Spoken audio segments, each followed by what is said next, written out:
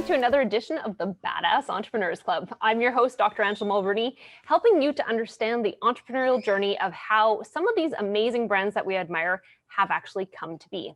So our guest today is Samantha Jones, she's from the dental space, but her journey into entrepreneurship has been quite interesting, and she's had some really high highs and some really low lows in life as well. So I know you're going to really enjoy her journey. So welcome today, Samantha. Thank you. It's so good to be here. Thank you. You're welcome. So what brought you into entrepreneurship? Because some people fall into it, some people make a choice, some people just get tossed into the deep end and have to sink or swim. So what brought you into it? Gosh, I feel like there's several angles to answering this question. I think first I would say that entrepreneurship has been something that's just maybe been in me for forever. I watched my father develop his business, and so he was an entrepreneur, and he's a pillar in my life. And so watching him on his journey, I think I was always inspired by the risks he was willing to take to essentially create for us a life that he dreamed about. So that's one angle of that journey to entrepreneurship, I think. Second to that, it was just sort of that accidental stumbling into that space. So I think what gave me the courage to, fall into it instead of away from it was that, comfort of watching someone who is a pillar in my life actually go through that process themselves. So, in a nutshell, I started my dental career when I was pretty young. And I managed a practice for about 16 years. There's a whole lot more to that story, and I'm sure we'll get to that at some point, Angela. You ask all the good questions. But I started very young, and I was really, for a very long time, 16 years, for me, I was in the practice, and then I journeyed away from that after receiving an offer from a coaching company in the industry. And when I entered into that realm, I suddenly realized that something was like sparking in me, like, oh, like this is kind of what it's like on the other side. I'd always been the recipient of dental training and continuing education throughout my career. I was lucky enough to work for a dentist who really valued that. And now I was on the other side of that, that teaching aspect with that company. And as I started to coach through the scope of, or the design of another company, it started having me think about what it would be like if I were to begin creating my own content. Like, what are some of the things that I would organically want to teach this client or this person? And when I started to think in that way, the wheels started turning. And then the spark from the inspiration of my dad giving me the courage to do that. And then my cheerleaders, of course, it felt like the right move to, lean into that space and give it a go. So that was the conception of my sort of entrepreneurial journey. Yeah, and it's amazing when you've worked with someone else and then you're like, ooh, I would do this better, or I would try that differently. And you start to get these ideas. And that's a great way to jump into entrepreneurship, is not just like, oh, I'm going to reinvent the wheel here. It's like, no, I had this wheel and I'd like to make it a better wheel. That's exactly right. Exactly right. And then you learn like, oh, like this is why it's so hard. Like once you start doing it, you're like, oh, and then there's this and this and this. Yeah. So it's not always easy, for sure. And I know that that there are definitely challenges that come with traveling that journey, but I wouldn't trade it. I'm glad I'm here. Yeah, absolutely. Well, I found when I was in dental practice, I would be associating for someone, and I'd be like, oh, I think I can do this, when I got to the point where I decided to buy a practice. And it wasn't until I was the owner that I was like, oh, that's actually happening behind the scenes, right? Yes. You're like, oh, they made that look really graceful, and it's not. It's a little messy back here. Yeah. It can get a little messy, for sure. A lot of learning in that space. For sure. Yeah. So at what point after joining that other coaching company did you go, okay, it's time to venture out and build my own thing? I think it took I left there. I'm trying to think, like it was 2018, I think. And it had been, I think it was about 7 years that I had been thinking about this myself. So even prior to being with ACT, I felt like I had still sort of been brewing some ideas. I actually, this is crazy. Please don't laugh at me. But I have this like rattan, like big giant basket that's in my office. And it needs like, if like somebody from like HGTV came in here, they'd tell me that I need to like clean it out and get rid of the stuff that's in it, but I can't because it literally holds all of these original ideas that I started to write down even when I was managing a practice. And so I really feel like the idea was always there. It wasn't until I was like working on the other side of that I was like, okay, like this could actually be a business. Like I've got a lot of stuff in this rattan basket. That's amazing. Yeah, and so it's right in front of me. On when I'm sitting here, I have my rattan basket to the left and my vision board on the right, and it reminds me like this is where it started and this is where I'm going. And so I would say, 7 years prior to my leaving the coaching company is when I was starting to develop the actual bones and structure of what is today Compass. So amazing. yeah. And you are not just a consultant, right? You also have a bit of an unusual path for your role in the practice in the dental industry. So I'd like you to give us a bit of that insight because just to give you a preface of this, so she is part owner of a DSO, dental service organization. So that's not just a clinic, that's multiple clinics. And for someone who's not a dentist to be helping to spearhead something like that is unusual. Yes. So I'd like you to give us a little bit of background on how that happened, because that speaks even more to the entrepreneurial journey that you've had. Yeah, it's crazy how this whole thing comes kind of full circle. So while I was with the coaching company, I was lucky enough to be introduced to these two phenomenal humans, Pete and Danny, that are just in my backyard. So I'm from the Kansas City area, and so are they. And they had at the time a practice on the plaza here in Kansas City, and they asked for my help. And so I came in as their coach. And I just, these guys very quickly became like my family. There's times when you interface with a client and it just becomes so much more than just about business. It's about their personal journeys, like where they want to go as, as men and as husbands and maybe someday even dads. And so I was so excited to be on this journey with them as their coach.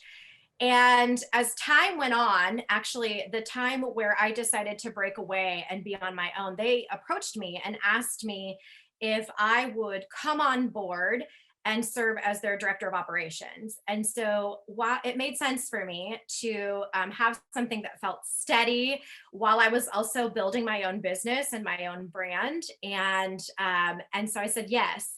So simultaneously, I worked as their director of operations and then was building Compass. And in a matter of, 3 short years, they've now brought me on board as an equity partner for what we have now established as a DSO. We have 5 practices here in the Kansas City area, and we are still growing. We're still looking to add to our awesome organization because I'm very proud of it. We have some really unique things about our organization. But I think that we all believed in each other. We have a really cool story, the 3 of us. We're all close to the same age, and we all really want to, see each other attain and reach the goals that we set for ourselves. And we've really linked arms, and they've brought me in, and they are fantastic, wonderful humans. And I should mention that we brought in a 4th partner. His name is Jeff. So there is definitely Jeff that we got to add to the mix because it's the 4 of us. We're the 4 musketeers now, not just the 3. So it's wonderful. I'm so excited to have that opportunity. And it really does. We've talked about this before. My experience with my teams here in Kansas City is really what feeds my passion and my confidence and my love for interfacing with private clients, because I feel like I can relate so closely to what the challenges they tell me about are. They're my challenges too. So it's a unique duality. Absolutely.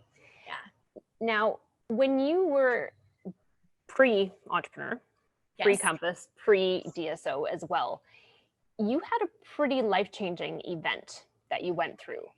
I did. And if you're comfortable sharing that, I'd like you to share it. And I'd like you to kind of trace back how that changed your entrepreneurial journey as well, because I think those traumas actually play into our drive to be thriving as entrepreneurs as well. 100%. I couldn't agree with that statement more. And yes, I've managed to go through the personal healing that it takes to be able to, to speak about that today, and just hope that it, reminds somebody who maybe is going through something similar that on the other side, there are great things. And don't forget that. You just got to find the people that will pull you and help you get to that space. So for me, I was a young girl, just entering into my adulthood, actually.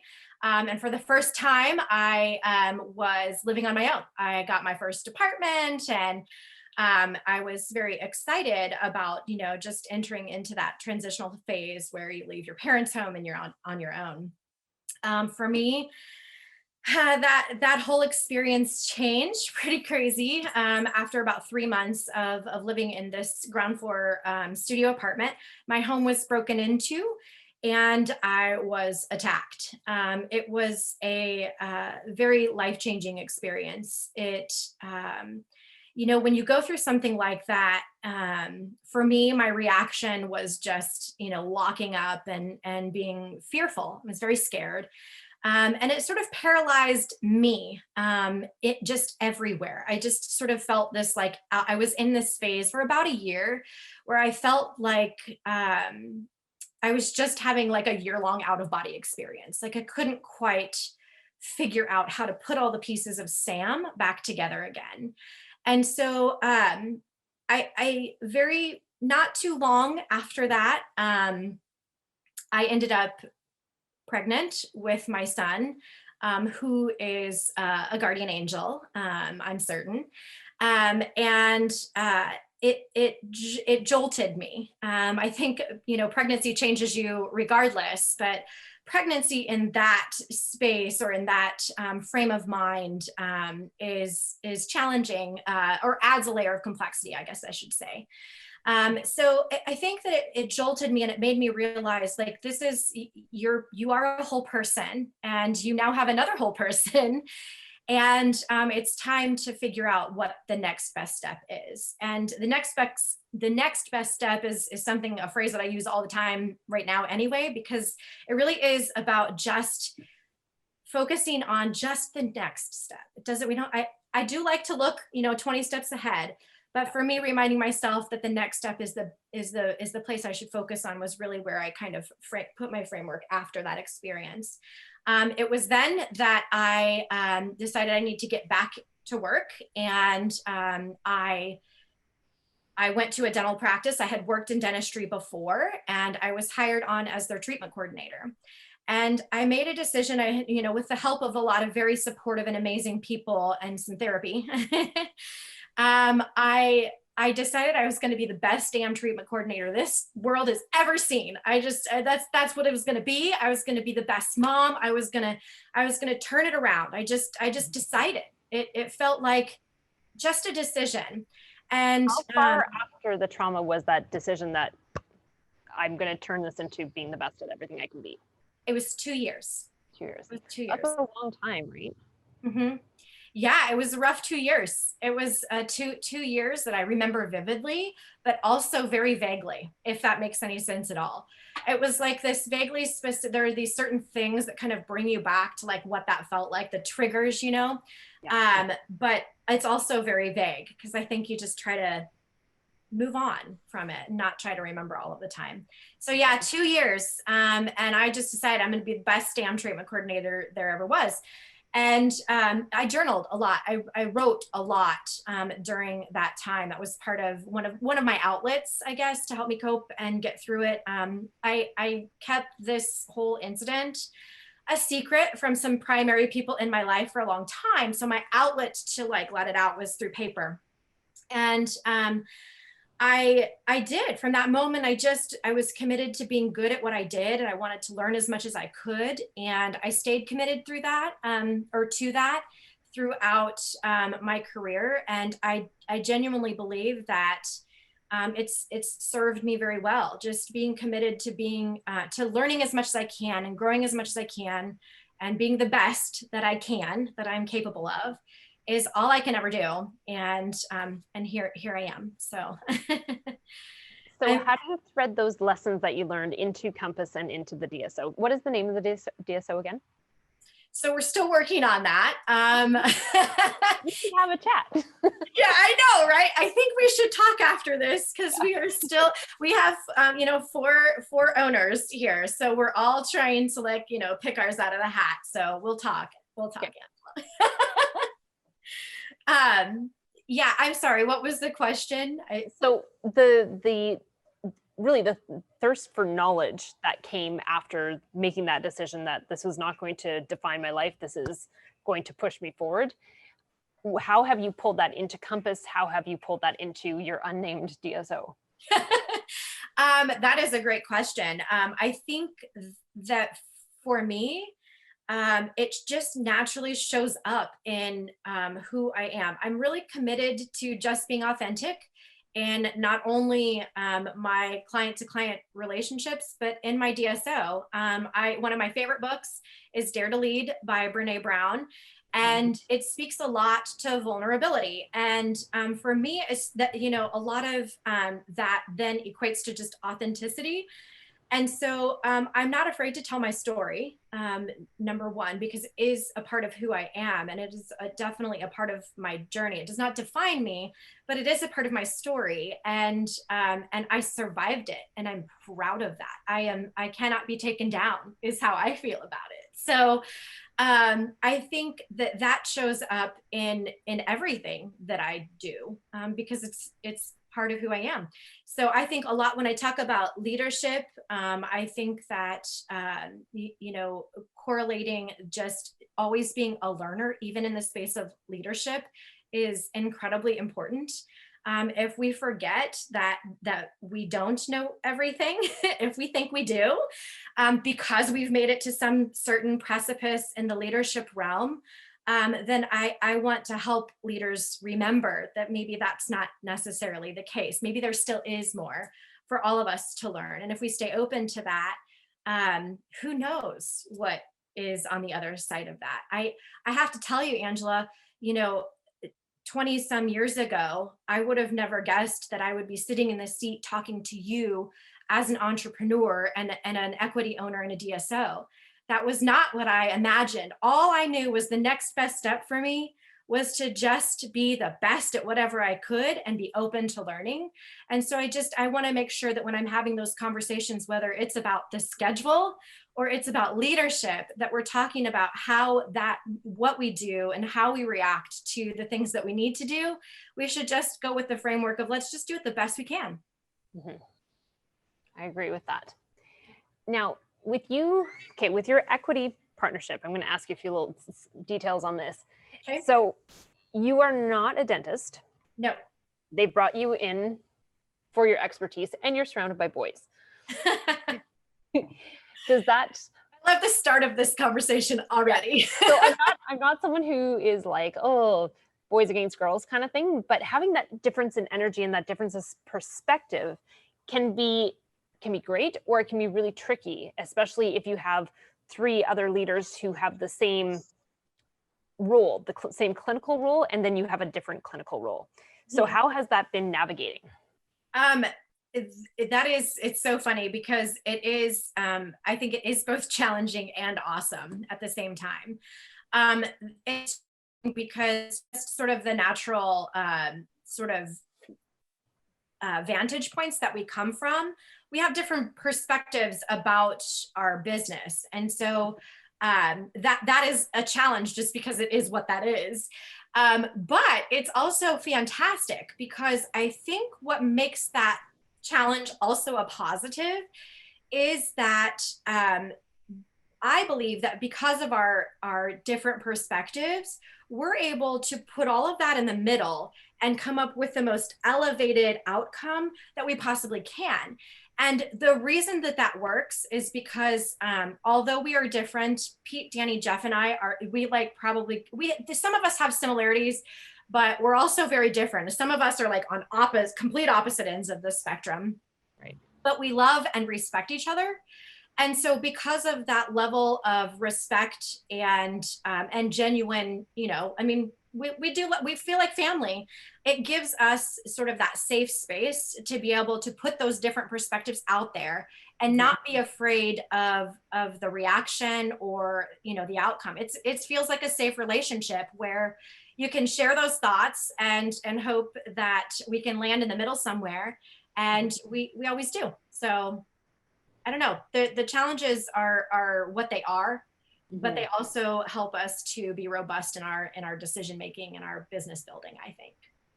Okay, so I'm going to ask you some advice for the entrepreneurs out there, because a lot of entrepreneurs, me included, are a little bit of a control freak.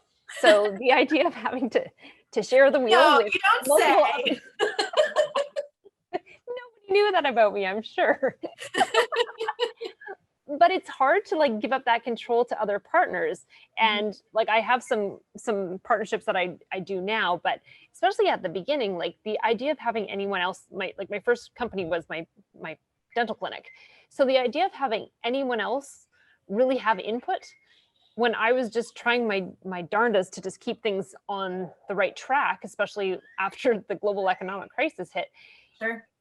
It's hard to even fathom how I would have shared my brain with anyone else, because I'm like, I've got enough on the plate without even having to like talk to someone about what I think or how we can actually do this.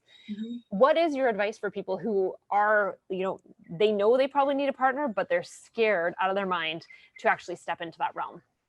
I love this question because I just in the last, I think 6 months, I feel like I have gotten so clear on how I would answer that because of what's happening in my orbit. So here's what I would say. I think that you have to recognize what you are not an expert in and be willing to trust somebody that can be an expert in that space. If you feel like, I mean, obviously, I think I'm kind of at the point where, a lot of my partners and we share some of the same skill sets, but we also have very individualized strokes of genius. And we talk a lot in our Vivid Vision, the term stroke of genius shows up a lot because we really believe in identifying what someone's stroke of genius is, trusting them to do their thing in their space of stroke of genius, and then let them at it. And so I guess my advice would be recognize your weaknesses and be okay with letting go of the stuff that lives in that space to someone that can support you and who is good at that. And recognize who has what stroke of genius you need and trust them to do that work. So it's about swim lanes and recognizing people's strong skill sets. And I find that actually too with the people in different marketing realms that I work with. Like I have my media company that I focus on, and then I've got people who will do paid advertising or optimizing Google My Business or websites or whatever, right?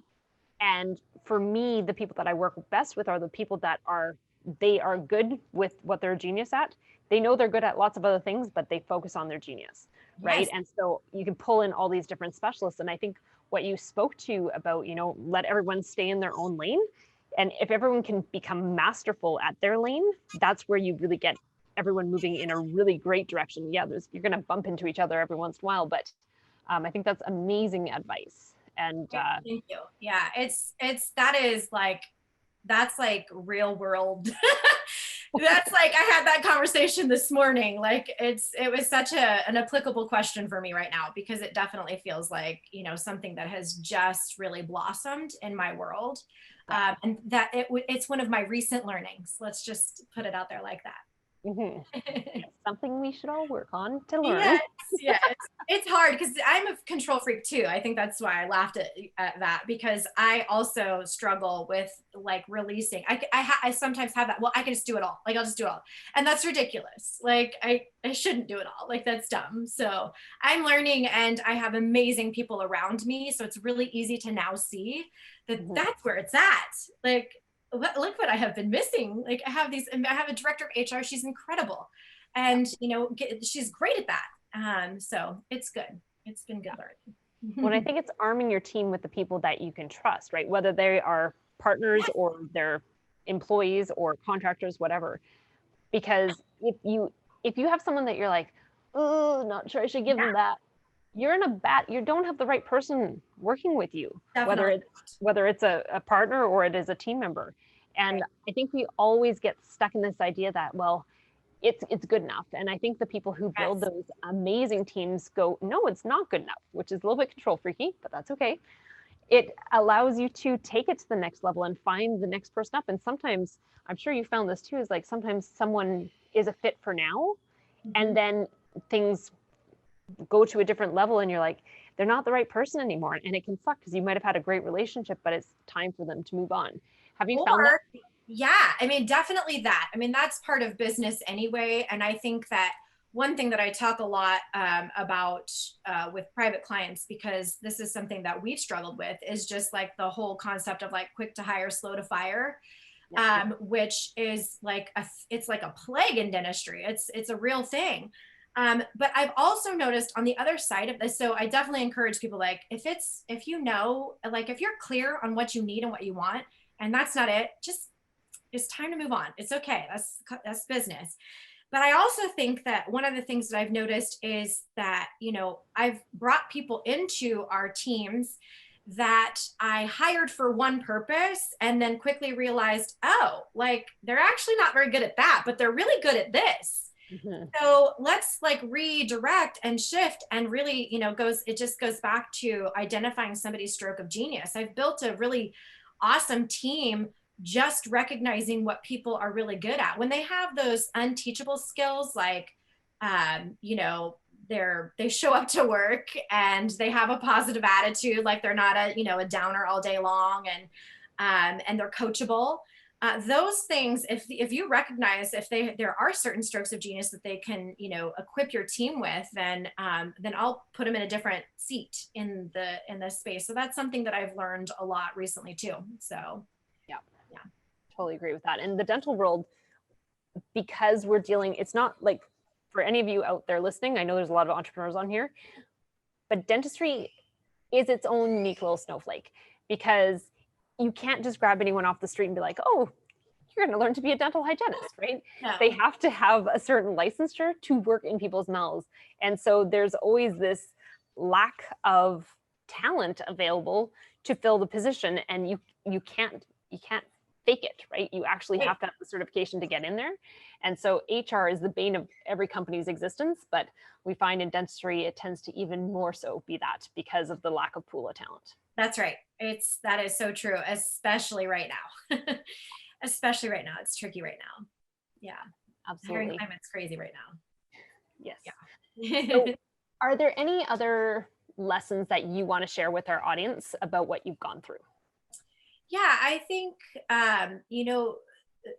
one of the things that I feel like my career has taught me is that that commitment to yourself and your earn evolution in that space is something that's not worth brushing past. You should stay in that space and challenge yourself, and wake up every day and give yourself be the best at this that you can be, pep talk even when it's hard.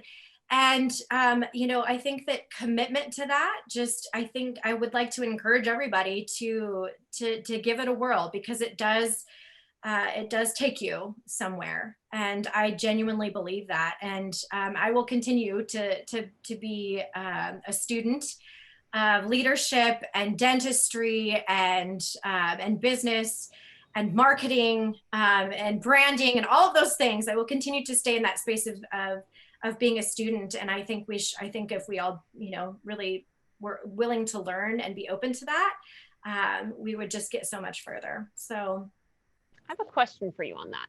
yes, ma'am. So when you find a lot of times entrepreneurs, they're very talented, right? So they don't just have one unique thing that they're good at. They have lots of good things. They may have one genius thing, but they got lots of good things as well. And so sometimes they are chasing squirrels. So they figure out that one thing that they're like, okay, yeah, I can commit to this. Yeah. But if they found that and they're still getting distracted by squirrels, do you think that the distractions get them in their own way from actually dedicating that learning to that one piece of their craft? Or do you think it's actually worthwhile to go after those different pieces of their craft? And, you know, the old saying, don't put all your eggs in one basket, right? If you're just going after your one piece of genius, you're kind of going all eggs in one basket. Sure. So there's that safety in going broad and maybe starting multiple companies, or, you know, having too many offerings in your company. What's your opinion on that? So I obviously am in ownership of multiple companies. So I think that the way that I would answer that is go for the gusto, but always make sure that your strongest skill set or your stroke of genius shows up in every single one of your endeavors. Because I feel like that's a safe bet. If you stay in the headspace of, you know, making sure that you are providing the time and the energy in this space to input your stroke of genius into that endeavor or multiple endeavors, then I think you win. I do. I believe you win. So I say go for the gusto. Just make sure that the authenticity of the stroke of your own genius shows up in each one of those endeavors. Love it. Love it, love it, love it. Is there anything you want to add before we head out today? I just want to say how grateful I am to, you know, have this space, to have this conversation with you, and to connect with your listeners, and hope that in some way that it makes them smile, or it makes them shake their head like, oh yeah, that sounds familiar, or something like that. So thank you so much. I really appreciate the time. My pleasure. And I'm sure all these little light bulbs have been going off during the whole interview. So you have definitely touched a few people's lives. Now, if someone is interested to connect with you and maybe have a conversation about their entrepreneurial journey, they were going through something similar to what you're going through right now, or trying to organize things, what would be the best way for them to get in contact with you? I would love an email, because then I will give you my phone number, and then I would love to actually have a conversation. I like to talk, so we can chat on the phone.